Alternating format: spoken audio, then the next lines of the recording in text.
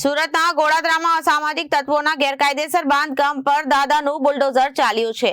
બે બુટલેગરોના ઘરે ફરસે બુલડોઝર અને માથાભારે ચંદ્રકાંત રાજારામ અને મનજીત ચૌધરીને ત્યાં બુલડોઝર ફર્યું હતું। ચંદ્રકાંત વિરુદ્ધ પ્રોહિબિશન સહિત હત્યાની કોશિશના 9 ગુના, મનજીત ચૌધરી તરફ પ્રોહિબિશન સહિત હત્યાની કોશિશના 8 ગુના અને ઘર પાસે ઉભી કરાયેલ ગેરકાયદેસર મિલકત તોડી પાડવામાં આવી હતી। સુરતના ગોળાદરા વિસ્તારમાં અસામાજિક તત્વોના ગેરકાયદેસર બાંધકામ પર દાદાનું બુલડોઝર ચાલ્યું છે। બે બુટલેગરોના ઘરે ફરસે બુલડોઝર માથાભારે ચંદ્રકાંત રાજારામ અને મનજીત ચૌધરીને ત્યાં બુલડોઝર ફર્યું હતું।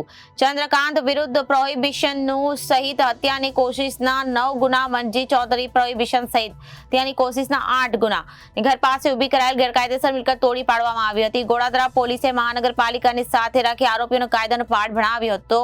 એક જ દિવસમાં 3 જગ્યાએ ડિમોલિશન પાંડેસરા, વરાછા અને ગોળાદરા અને લસકાણા વિસ્તારમાં ડિમોલિશન હાથ ધરવામાં આવ્યું હતું। ગોળાદરા પોલીસ સ્ટેશન વિસ્તારમાં જે ગોળાદરા ડિંડોલી બ્રિજ છે એની એક્ઝેક્ટ નીચે અને રેલવે ટ્રેકની બાજુમાં ડિમોલિશનની કાર્યવાહી ચાલુ છે। આ જે જગ્યા છે આમાં કાચું બાંધકામ કરી અને કેટલાક ન્યુસન્સ લોકો બેસી રહેતા હતા। અગાઉ પણ પોલીસે અહીંયા અનેક રેડો કરી હતી। ત્યારબાદ અહીંયા રૂટીનમાં કોઈ બેસતું નહોતું, પરંતુ ઘણા સમય બાદ પોલીસને જાણવા મળ્યું હતું કે અમુક ન્યુસન્સ લોકો અહીંયા બેસી રહી અને લોકોને પરેશાન કરે છે, અંધારાનો લાભ લઈ મોબાઈલ છીનવવાની કોશિશ કરે છે। પછી પોલીસ જ્યારે આવે છે ત્યારે તરત એ લોકો અહીંથી ભાગી જાય છે। અહીંથી રેલવે ટ્રેક છે, ટ્રેક ચેન્જ કરી અને જે ડિંડોલી પોલીસ સ્ટેશનની હદ છે ત્યાં જતા રહે, ત્યાંથી બીજે જતા રહે છે।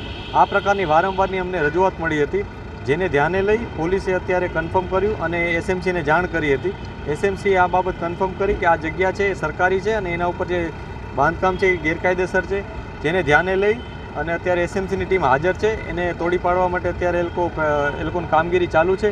આ દરમિયાન પોલીસ એમની મદદમાં અહીંયા ઊભી છે। અમને તમામ પ્રકારની એ લોકોને જે મદદ છે સિક્યુરિટી બાબતની અમે આપી રહ્યા છીએ। આ કોઈ એક વ્યક્તિએ કે કોઈ એક ગ્રુપે કબજે કર્યો એ પ્રકારનું પોલીસને માહિતી નથી, પરંતુ જે ઘટના છે એમાં એવું હતું કે કાચું બાંધકામ પડ્યું રહ્યું છે અને લોકો અહીંયા બેસી રહેતા હતા। ક્યારેક એક વ્યક્તિ અથવા અમુક લોકો બેસી રહેતા, પછી બીજા બેસી રહેતા હતા। એ લોકોનું રૂટીન કામ કે અહીંના આવતા જતા લોકોને પરેશાન કરવાનું, મોબાઈલ છીનવવાની કોશિશ કરવાની અથવા મારામારી કરવાની, અહીંયા આખો માહોલ ખરાબ કરવાનો એ પ્રકારનો એમનો પ્રયાસ હતો। આ બધી વસ્તુને ધ્યાનમાં રાખી આ જગ્યાનું ડિમોલિશન અત્યારે ચાલુ છે। Bureau report, Janadesh news, Surat.